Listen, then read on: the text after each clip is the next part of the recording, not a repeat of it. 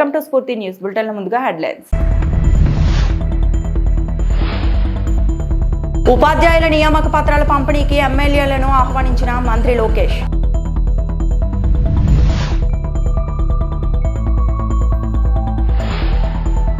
జోరుగా అమరావతి నిర్మాణ పనులు మంత్రి నారాయణ.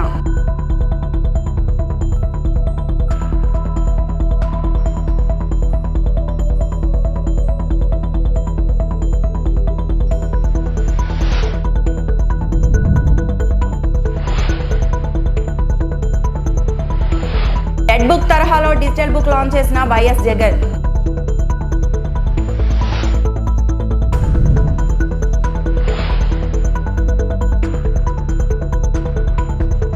అమరావతిలో వెలగపూడిలో గురువారం జరిగే ఉపాధ్యాయుల నియామక పత్రాల పంపిణీకి ఎమ్మెల్యేలు రావాలని విద్యాశాఖ మంత్రి నారా లోకేష్ అసెంబ్లీ వేదికగా ఆహ్వానించారు. డిఎస్సి నియామక పత్రాల పంపిణీపై అసెంబ్లీలో ప్రసంగించిన లోకేష్, వైసీపీ వాళ్ళు డిఎస్సి అడ్డుకోవడానికి 100కు పైగా కేసులు వేశారని, వాటిని అధిగమించి డిఎస్సి నిర్వహించి ఉపాధ్యాయ నియామకాలు చేపట్టామని వివరించారు. ఎమ్మెల్యేలు కూడా డిఎస్సి విజేతల సభకు వచ్చి ఆయా నియోజకవర్గాల పరిధిలో ఎంపికైన ఉపాధ్యాయులను అభినందించాలని కోరారు. ప్రజాప్రభుత్వం అధికారంలోకి వచ్చిన తర్వాత గౌరవ ముఖ్యమంత్రి గారు చేసిన తొలి సంతకం మెగా డిఎస్సి అధ్యక్ష. 5 సంవత్సరాలు ఎక్కడ గత ప్రభుత్వం ఒక్క డిఎస్సి కూడా ఏర్పాటు చేయలేదు అధ్యక్ష. సో సుమారుగా 16,000 మంది ఉపాధ్యాయులతో మెగా డిఎస్సి మన ప్రభుత్వం ఏర్పాటు చేసిన అధ్యక్ష. ఇక్కడున్న గౌరవ సభ్యులందరి సహకారంతో 2025లో నోటిఫికేషన్ చేశాం, ఎగ్జామ్స్ నిర్వహించాం, సర్టిఫికేట్ వెరిఫికేషన్ చేశాం. రేపు ఉపాధ్యాయులందరికీ లెటర్స్, అపాయింట్మెంట్ లెటర్స్ మనం అందజేయబోతున్నాం అధ్యక్ష. ఇది చాలా గర్వకారణం. కూటమి ప్రభుత్వాన్ని తొలి విజయం ఇది. ఎందుకంటున్నానంటే ఎప్పుడు డిఎస్సి నోటిఫికేషన్ ఇస్తే స్టే వచ్చేది, ఇలాంటి ఇబ్బంది పెట్టేవారు అధ్యక్ష. ఇప్పటికీ సుమారు వైకాపా నాయకులు 100 కేసులు వేశారు అధ్యక్ష. దీన్ని 100 కేసెస్ వేశారు డిఎస్సి పైన. 80% డిఎస్సి ఆపాలి, జరగకూడదు అపాయింట్మెంట్ అని వాళ్ళు కేసులు వేశారు అధ్యక్ష. కానీ నోటిఫికేషన్ పకడ్బందీగా ఇచ్చాం కనుకనే ఎక్కడ ఒక్క స్టే కూడా రాలేదు. చాలా పారదర్శకంగా నడిపిస్తున్నాం అధ్యక్ష. అమరావతి నిర్మాణ పనుల్లో ప్రస్తుతం 10,000 మంది కార్మికులు పనిచేస్తున్నారని మంత్రి నారాయణ తెలిపారు. బీజేపీ ఎమ్మెల్యే విష్ణు కుమార్ రాజు అసెంబ్లీలో అడిగిన ప్రశ్నకు మంత్రి సమాధానం ఇచ్చారు. అమరావతిలో సిఆర్డీఏ నుండి 21 పనులు, ఏడీసీ నుండి 64 పనులు జరుగుతున్నట్లు తెలిపారు. వైసీపీ ప్రభుత్వం రాజధాని నిర్వీర్యం చేసి 3 ముక్కలాట ఆడిందని, దీంతో అడవిలా పెరిగిన అమరావతిలో చెట్లు తొలగించేందుకు 30 కోట్లు ఖర్చు పెట్టాల్సి వచ్చిందని చెప్పారు. రాజధానిలో ట్రంక్ రోడ్లు, లేఅవుట్ రోడ్లు, ఎమ్మెల్యే, ఎమ్మెల్సీ, జడ్జిల బంగ్లాలు, అధికారులు, ఉద్యోగుల నివాసాలు నిర్మాణాలు వేగంగా జరుగుతున్నాయని చెప్పారు. మార్చి 31 నాటికి 3,500 ప్లాట్ల నిర్మాణం పూర్తి చేస్తామన్నారు. 2019కి ముందు పనులు చేసిన కొందరు కాంట్రాక్టర్లకు బిల్లులు రాకపోవడంపై ఎమ్మెల్యే విష్ణు కుమార్ రాజు ప్రశ్నించారు. ఈ విషయంపై స్పందించిన మంత్రి, గతంలో పనులు చేపట్టిన కాంట్రాక్టర్లకు బిల్లుల చెల్లింపు పరిశీలిస్తామన్నారు. బిల్డింగ్స్, ఐఏఎస్, ఐపీఎస్ ఆఫీసర్ల బిల్డింగ్స్, మినిస్టర్స్ బంగళాలు, జడ్జెస్ బంగళాలు, ఎమ్మెల్యేలు, ఎమ్మెల్సీల యొక్క అపార్ట్మెంట్లు, గ్రూప్ డి ఆఫీసర్స్ యొక్క అపార్ట్మెంట్స్, అదేవిధంగా టైప్ 1, టైప్ 2 అపార్ట్మెంట్స్ టేకప్ చేసాం అధ్యక్ష. ఇవన్నీ కూడా 2014-19లో టేకప్ చేసాం. అప్పుడు కొంత వర్క్ చేయడం జరిగింది. కానీ గత ప్రభుత్వం రాజధాని విషయంలో 3 ముక్కలాటాడి ఎక్కడా రాజధాని అనేది లేకుండా చేసి మొత్తం నిర్వీర్యం చేసింది. అయితే ఈ ప్రభుత్వం వచ్చిన తర్వాత ఆ రాజధానిలో ఇందాక సభ్యులు చెప్పినట్టుగా అది ఒక అడవిలాగా తయారైతే ఆ చెట్లన్నీ కొట్టడానికి దాదాపు 30 కోట్లతో కాంట్రాక్ట్ పెట్టి అది మొత్తం క్లీన్ చేయడం జరిగింది అధ్యక్ష. తర్వాత గతంలో అయితే 5 సంవత్సరాల క్రితం అంటే ఈ ప్రభుత్వం వచ్చే ముందు కాంట్రాక్ట్లు వర్క్ చేస్తున్నారో వాళ్ళ కాంట్రాక్ట్స్ క్లోజ్ చేయలేదు అధ్యక్ష. అవన్నీ కూడా గత ప్రభుత్వం అట్నే ఉంచింది. వాళ్ళకి పేమెంట్లు ఇవ్వలేదు, క్లోజ్ చేయలేదు. అందువల్ల వాళ్ళు చాలా సఫర్ అవుతూ యాక్చువల్గా వాళ్ళు మళ్ళీ కోర్టుకు బాగుండా వాళ్ళతో డిస్కస్ చేసాం అధ్యక్ష. కమిటీ వేసాము. కమిటీ వేసి వాళ్ళ సమస్యలన్నింటినీ డిస్కస్ చేయమని సీఈలతోనూ అధికారులు చేసాం. దాని మీద డిస్కస్ చేశారు. డిస్కస్ చేసిన తర్వాత ఆ కమిటీ రిపోర్ట్ని అథారిటీలో పెట్టి, అథారిటీలోను క్యాబినెట్లో పెట్టి దాన్ని అప్రూవ్ చేసి యాక్చువల్గా కోర్టులకు ఇట్లా బాగుండా యాక్చువల్గా చేసాం అధ్యక్ష. తర్వాత మళ్ళా టెండర్లు, సేమ్ టెండర్స్ కంటిన్యూ చేయమంటే వాళ్ళు ఎస్ఎస్ఆర్ రేటుతో చేయలేము మేము, ఎందుకంటే దాదాపు 6 సంవత్సరాలు అయిపోయిందని చెప్పడంతో మళ్ళా టెండర్లు పిలిచాం అధ్యక్ష. దాని ఐటమ్ రేట్లో టెండర్లు పిలిచి టెండర్లు ఇవ్వటం జరిగింది. దాన్ని కూడా యాక్చువల్గా అథారిటీలో అప్రూవ్ చేసి క్యాబినెట్లో పెట్టి చేయటం జరిగింది అధ్యక్ష. అవన్నీ కూడా వాటి డీటెయిల్స్ యాక్చువల్గా షీట్లో ఇచ్చాం అధ్యక్ష. అయితే అనేక సమస్యలు యాక్చువల్గా ఈ ప్రభుత్వం రాగానే ఉన్నాయి అధ్యక్ష. ఒకటి టెక్నికల్ కమిటీ వేసాం. తర్వాత 5 ఏళ్ల క్రితం కట్టిన బిల్డింగ్స్ గత ప్రభుత్వం పూర్తిగా వదిలేసింది. ప్రముఖ నటుడు మోహన్ లాల్ ప్రతిష్టాత్మక దాదాసాహెబ్ పాల్కే అవార్డును అందుకున్నారు. 71వ జాతీయ చలనచిత్ర అవార్డుల ప్రధానోత్సవం ఢిల్లీలో విజ్ఞాన్ భవన్లో మంగళవారం అట్టహాసంగా జరిగింది. ఈ వేడుకల్లో రాష్ట్రపతి ద్రౌపది ముర్ము మోహన్ లాల్ కు పురస్కారంతో పాటు ప్రశంసా పత్రం అందజేశారు. అవార్డు ప్రదానం సందర్భంగా మోహన్ లాల్ పేరు పిలవగా అందరూ నిలబడి కరతాళ ధ్వనులతో ఆయనకు శుభాకాంక్షలు తెలిపారు. In films such as Bharatam, Vanaprastham, Drishyam and more, I request Honorable President to please come forward, ma'am, to deliver the award, and I invite on stage iconic actor Shri Mohan Lal. करता ध्वनि के साथ स्वागत करें पद्मश्री पद्म भूषण से सम्मानित हर दिल अजीज विलक्षण अभिनय प्रतिभा के धनी श्री मोहन लाल जी का। ये सम्मान श्री मोहन लाल जी को उनके शानदार योगदान, अद्भुत अभिनय और कला के लिए दिया जा रहा है, जिन्होंने सिनेमा को नया रूप दिया, कई कलाकारों को प्रेरित किया और खुद को एक महान कलाकार के रूप में साबित किया।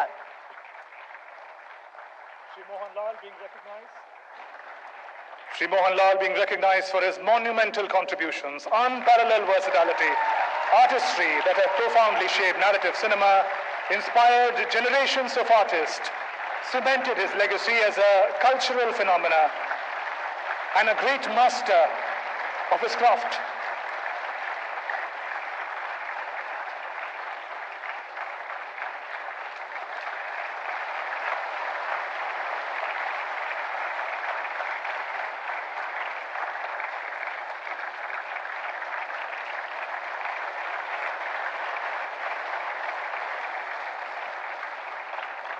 श्री मोहन लाल जी को Dada Saheb Phalke life time achievement पुरस्कार की ढेरों बधाई। Thank you, Honorable President and distinguished guests. Many congratulations, Shri Mohan Lal. Digital book పేరుతో ప్రత్యేక పోర్టల్ ప్రారంభించారు. వైఎస్ఆర్ కాంగ్రెస్ పార్టీ అధినేత మాజీ సీఎం వైఎస్ జగన్మోహన్ రెడ్డి ఎలాంటి అన్యాయం జరిగినా అప్లోడ్ చేయండి అని పిలుపునిచ్చారు. డిజిటల్ బుక్ పేరుతో పోర్టల్ లాంచ్ చేశారు జగన్. అన్యాయం మరియు రాజకీయ బాధితులను ఎదుర్కొంటా వైఎస్ఆర్సీపీ కార్యకర్తలు మరియు నాయకులకు అండగా నిలిచేందుకు ప్రత్యేక పోర్టల్ తెస్తామంటూ గత కొంతకాలంగా చెబుతూ వచ్చిన వైఎస్ జగన్మోహన్ రెడ్డి ఈ రోజు పార్టీ అధికారిక వేదికపై ఒక అద్భుతమైన డిజిటల్ బుక్ ప్రారంభించారు. ఇది ఆన్లైన్ లో అందుబాటులో ఉంది. దీని ద్వారా ఎవరైనా తాము ఎదుర్కొన్న అన్యాయానికి సంబంధించిన వివరాలను నేరుగా అప్లోడ్ చేయవచ్చు. ప్రతి సంఘటనను శాశ్వత డిజిటల్ డైరీలో నమోదు చేసి భద్రపరుస్తారు. వెబ్సైట్ తో పాటు IVRF కాల్ సౌకర్యం ఏర్పాటు చేసింది వైసీపీ. దీని ద్వారా కార్మికులు మరియు బాధితులు ఫోన్ ద్వారా తమ ఫిర్యాదులను నమోదు చేసుకోవచ్చు.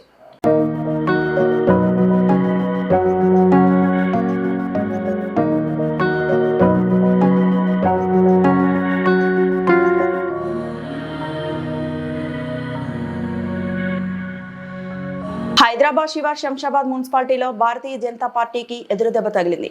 మున్సిపాలిటీలో బీజేపీ సీనియర్ నాయకుడిగా ఉన్న కొలను ప్రదీప్ రెడ్డి బీఆర్ఎస్ లో చేరారు. తెలంగాణ భవన్లో పట్లోళ్ల కార్తీక్ రెడ్డి ఆధ్వర్యంలో జరిగిన ఈ కార్యక్రమంలో ఆయనకు బీఆర్ఎస్ వర్కింగ్ ప్రెసిడెంట్ కేటీఆర్ గులాబీ కండువా కప్పి పార్టీలోకి సాదరంగా ఆహ్వానించారు.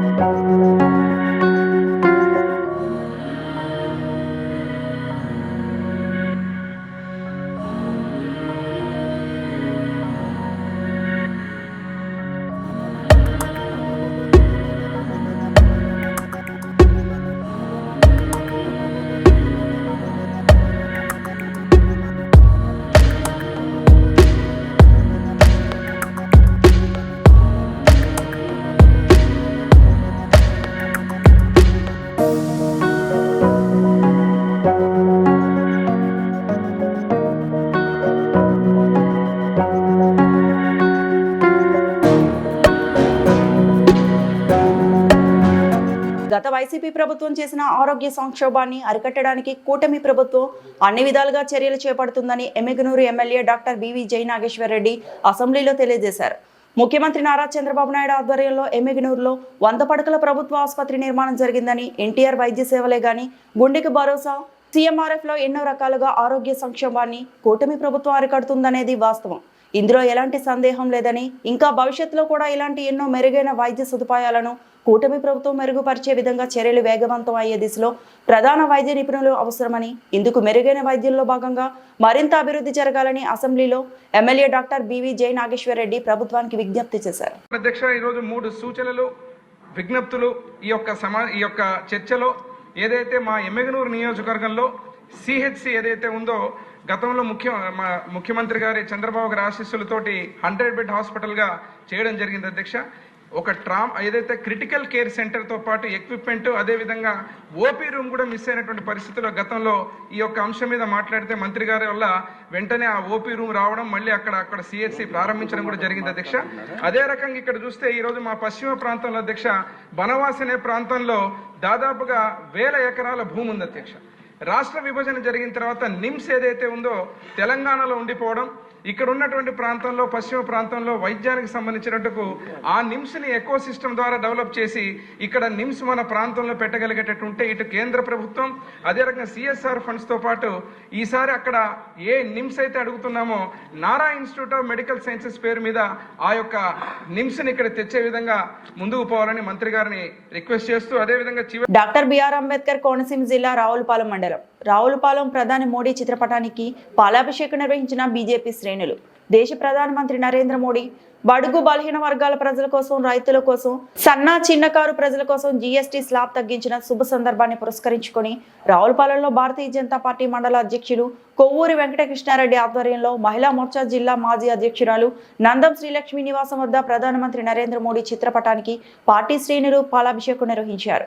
ఈ సందర్భంగా బీజేపీ నాయకులు మాట్లాడుతూ దేశాభివృద్ధిని, పేద మధ్య తరగతి ప్రజలను దృష్టిలో పెట్టుకొని జీఎస్టీ స్లాబ్లను తగ్గించుకొని జీఎస్టీ నూతన సంస్కరణలతో నిత్యావసర సరుకుల జీఎస్టీ రేట్లను తగ్గించి దేశంలో అన్ని వర్గాల ప్రజలకు మేలు చేకూరుస్తూ తీసుకొచ్చిన జీఎస్టీ దసరా ఉత్సవాల నాడు అమల్లోకి రావడంతో ప్రధాని మోడీ, ఆర్థిక మంత్రి నిర్మలా సీతారామన్ తీసుకున్న నిర్ణయాలకు ధన్యవాదాలు తెలియజేశారు. ఈ కార్యక్రమంలో బీజేపీ సీనియర్ నాయకులు, ఉమ్మడి తూర్పుగోదావరి జిల్లా మాజీ కార్యదర్శి Gonemadathala Kanakaraju, BJP Kothapeta assembly co convener Gandrothu Veera Govindarao, మండల ప్రధాన కార్యదర్శి మంచిగంటి కృష్ణ, వీరనాల రమణబాబు, పి వెంకటలక్ష్మి తదితరులు పాల్గొన్నారు.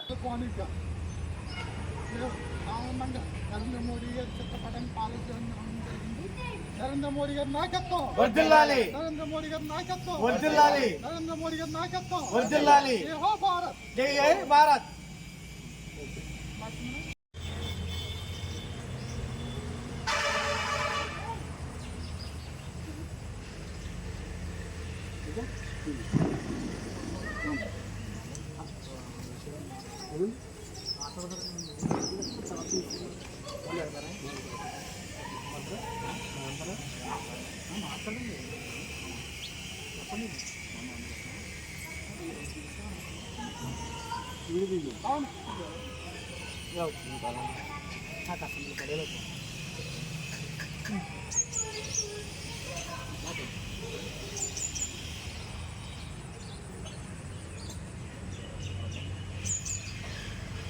ఈరోజు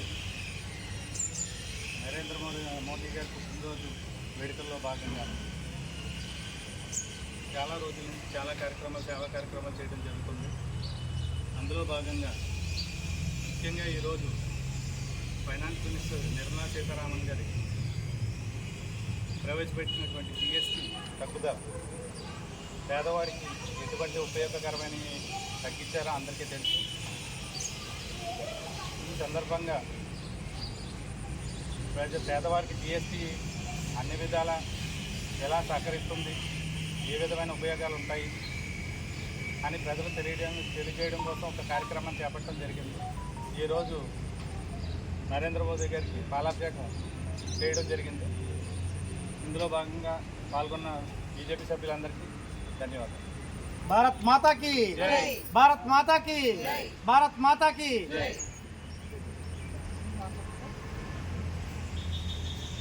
ఏలూరు జిల్లా కామవరపుకోట మండలంలో కొండగూడెం ఆనుకొని ఉన్న నాయకులగూడెం కులస్తులు ఆందోళన 3వ రోజు కొనసాగుతోంది. ఈ రోజు తహసీల్దార్ కార్యాలయం వద్ద మంట వార్పుతో తమ ఆందోళన సాగిస్తున్నారు. ఈ నాయకులు కులస్తులను ఎస్టీలుగా పరిగణలోకి తీసుకుని సర్టిఫికెట్లు ఇవ్వాలని వంట వార్పుతో కొమరం భీం నాయక్ కులస్తుల సంఘం ఆధ్వర్యంలో రిలే నిరాహార దీక్షలు కొనసాగిస్తున్నారు. 2014లో ఈ నాయకులు కులస్తులకు 23 మందికి ఎస్టీ సర్టిఫికెట్లు ఇచ్చారు. 2013 అప్పటి ఓటర్ల జాబితాలో ఈ కులస్తులను ఎస్టీలుగా పరిగణలోకి తీసుకున్నారు. ఇప్పుడు ఈ కులస్తులకు ఎస్టీ సర్టిఫికెట్లు ఇవ్వకుండా అధికారులు ఎందుకు ఇబ్బంది పెడుతున్నారు అని మాజీ జెడ్పీటీసీ గంట సుధీర్ తెలిపారు. ఈ నాయకుల గూడెంలో నాయకుల కులానికి చెందిన 89 మంది విద్యార్థులు ఉన్నారు. వీరందరూ ప్రభుత్వ పథకాలు పొందలేక చాలా నష్టపోతున్నారు. మా కులస్తులను ఎస్టీలుగా గుర్తించి మాకు ఎస్టీ సర్టిఫికెట్లు ఇప్పించవలసిందిగా విద్యార్థినులు తెలిపారు. ఈ సమస్యని మీడియా ప్రతినిధుల ద్వారా ప్రభుత్వానికి తెలియజేసి మాకు ఎస్టీ సర్టిఫికెట్లు ఇప్పించవలసిందిగా విద్యార్థులు తెలిపారు.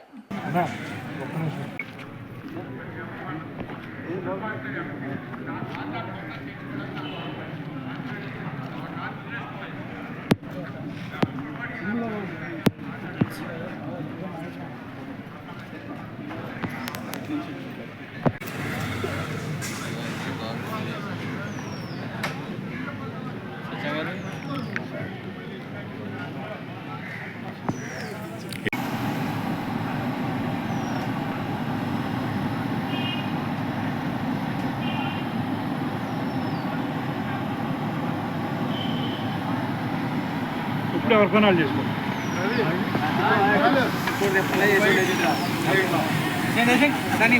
నా పేరు మహిమా జ్యోతి.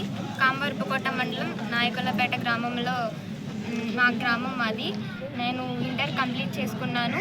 నాకు 8,000కి 870 వచ్చినాయి. అలాగే బీఎస్సీ నర్సింగ్ ఎంట్రన్స్ రాశాను. అన్నిట్లో 2,900 ర్యాంక్ వచ్చింది. 55% వచ్చింది. అయితే నేను రిజిస్ట్రేషన్ చేయించుకుందామని వెళ్తే అన్ని సర్టిఫికేట్స్ అప్లై చేశాను. క్యాస్ట్ పూర్వంది ఉంటే పెట్టాను. క్యాస్ట్ సర్టిఫికేట్ తీసుకోలేదు. రీఅప్లోడ్ చేయమని బ్యాక్ వచ్చేసి రిజర్వ్ చేసేసారు. అయితే ఇప్పుడు అది చేయడానికి మళ్ళీ వేరే బయట చదువుకోవాలంటే 2 లక్షలు 3 లక్షలు అవుతుంది అంటున్నారు సంవత్సరానికి. ఇద్దరు పోను ఖర్చు తీసుకుంటే 10 లక్షల దాకా అవుతుంది. మా అమ్మ నాన్న కూలి పని చేసుకుంటూ చదివించారు నన్ను. మాకంత స్తోమత లేదు. ఇంకా కాబట్టి మీరు దయచేసి నాకు క్యాస్ట్ సర్టిఫికేట్ ఇప్పించవలసిందిగా కోరుతున్నాం. మాకు తగు న్యాయం చేయాల్సిందిగా కోరుతున్నాను. కామవరపుకోట నాయకులపేట గ్రామం మాది. నేను ఇప్పుడు 10th క్లాస్ చదువుకుంటున్నాను. మాకు నాయకుల ఎస్టీ కుల సర్టిఫికేట్ ఇవ్వడం లేదు. మాకు నాయకుల ఎస్టీ కుల సర్టిఫికేట్ ఇవ్వనందున నా చదువు ఆగిపోయింది. నేను ఇప్పుడు ఇంట్లోనే ఉంటున్నాను. మాకు నాయకుల ఎస్టీ కుల సర్టిఫికేట్ ఇప్పించి నాకు చదువుకోవడానికి అవకాశం కల్పించవలసిందిగా సీఎం చంద్రబాబు గారిని, విద్యాశాఖ మంత్రి నారా లోకేష్ గారిని, డిప్యూటీ సీఎం పవన్ కళ్యాణ్ గారిని కోరుచున్నాము. మాకు తగు న్యాయం చేయవలసిందిగా కోరుకుంటున్నాము. మా గ్రామంలో 89 మంది పిల్లలు చదువుకుంటున్నారు. ఇప్పుడు నాయకుల ఎస్టీ కుల సర్టిఫికేట్ ఇవ్వకపోతే వాళ్ళందరి భవిష్యత్తు, నా భవిష్యత్తు పాడైపోతుంది.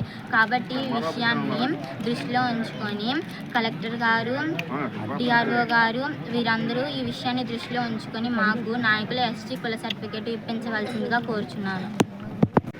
మరి వీళ్ళకి అనాదిగా చాలా అన్యాయం జరుగుతుంది. ఇప్పుడు ఇందాక రాజుగారు అన్నట్లుగా ఈ విషయంలో తెలుగుదేశం పార్టీ ఎప్పుడూ ముందుంది. మీరు ఇందాక వేసిన ప్రశ్నకి సమాధానంగా 2014లో ముఖ్యమంత్రి గారు మొట్టమొదటి సీఎం అయ్యి ఫస్ట్ మీటింగ్ కామరకోటలోనే పెట్టారు. ఆనాడు ఈ ఫైల్ అంతా తీసుకెళ్ళి ముఖ్యమంత్రి గారికి ఇవ్వడం జరిగింది. ఆ రోజు కాటమనేని భాస్కర్ గారికి ఆ ఫైల్ని ఆయన రికమెండ్ చేస్తే ఆయన దగ్గరికి తిరగటం, అప్పటి ఆర్డీఓ గారు, ఎంఆర్ఓ గారి ద్వారా విపరీతమైన ఫైట్, మామూలుగా కాకుండా రెగ్యులర్గా ఇక మేము వెళ్ళామంటే ఇదే పని మీద నాయకులు పెద్దలందరినీ తీసుకుని మేము వెళ్తాం. అప్పుడు చివరికి 2019లో ఒక 23కి సర్టిఫికేట్లు ఇష్యూ జరిగింది. ఇక్కడ ఏంటంటే జరిగేది వ్యత్యాసం చాలా జరుగుతుంది. ఏంటంటే ఎవరైతే 23కి ఇచ్చారో వాళ్ళ తల్లిదండ్రులు ఆల్రెడీ తల్లి కానీ తండ్రులు కానీ అదే సర్టిఫికేట్ మీద ఉద్యోగాలు చేస్తున్నారు. మరి కొన్నాళ్ళు ఆపుతారు, కొన్నాళ్ళు 2 పిల్లలు ఉంటే ఓ పిల్లవాడికి ఇస్తున్నారు, ఓ పిల్లకి ఇవ్వరు. ఈ వివక్ష ఖచ్చితంగా జరుగుతుంది. మరి ఆనాడు మరి నక్కా ఆనందబాబు గారి దగ్గరికి తీసుకెళ్ళటం, మరి విపరీతంగా మనం ఒత్తిడి చేసిన దాని మీద ఆ సర్టిఫికేట్లన్నీ వచ్చినాయి. మరి ఇదే గ్రామంలో 2013లో మరి నాయకుల కింద ఏళ్ళని ట్రీట్ చేసి ఓటర్ లిస్టులో మార్చి ఇది ఎస్టీ రిజర్వ్డ్ పంచాయతీ కింద చేసి వేరే ఎక్కడో ఒక ఎస్టీని తీసుకుని ఇక్కడ ఆయన్ని నిలపడం జరిగింది. మరి ఆ రోజు ఓటర్ లిస్టులో వీళ్ళని ఎస్టీల కింద ఎందుకు పెట్టారు? అంటే అవసరమైనప్పుడు మరి అధికారులు ద్వంద్వ వైఖరి వ్యవహరిస్తున్నారు అనుకోవచ్చు. మరి ఆనాడు ఎంఆర్ఓ గారు ఆర్టీఓ గారు 23 ఇచ్చారు. మరి ఇప్పుడు వీళ్ళకి ఎందుకు ఆ భయం, ఎందుకు ఇవ్వట్లేదు? మరి దీని మీద మేము ఎంతగానే వెళ్తాము. మరి మీరు అడిగిన దానికి సమాధానంగా లోకేష్ బాబు గారు 4-5 గంటలకు ఇంటర్వ్యూ ఇస్తారు తెల్లవారుజామున. అక్కడి నుంచి స్టార్ట్ అవుతుంది. అక్కడ క్యూలో నుంచి ఈ నాయకులు తీసుకుని లోకేష్ బాబు గారి దగ్గర తీసుకెళ్లి ఈ విషయాన్ని ఆయన దృష్టిలో పెట్టడం జరిగింది. ఆయన కూడా చెన్నారావుపేట బీఆర్ఎస్ మండల పార్టీ కార్యాలయాన్ని ప్రారంభించిన మాజీ శాసనసభ్యులు పెద్ది సుదర్శన్ రెడ్డి ఈ సందర్భంగా మాట్లాడుతూ బీఆర్ఎస్ మండల పార్టీ శ్రేణులకు, కార్యకర్తలకు, నాయకులకు పార్టీ కార్యాలయ ప్రారంభోత్సవ శుభాకాంక్షలు తెలిపారు. మార్పులో భాగంగా నియోజకవర్గ ప్రజలు కాంగ్రెస్ పార్టీకి అవకాశం కల్పించి ఎమ్మెల్యేగా దొంతి మాధవరెడ్డిని గెలిపిస్తే నియోజకవర్గం అభివృద్ధి అధోగతి పాలైంది.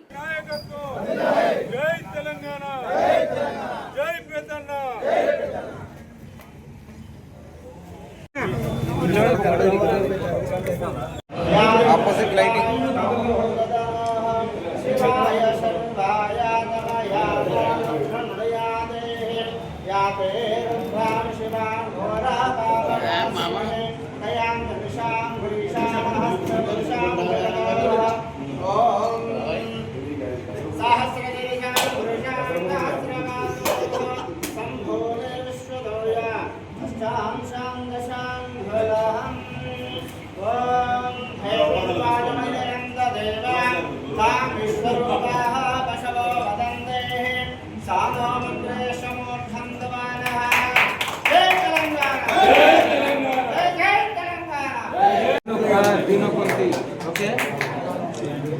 मीटिंग है फोन कर फोन नहीं पड़ा आता है सीआरएफ की मीटिंग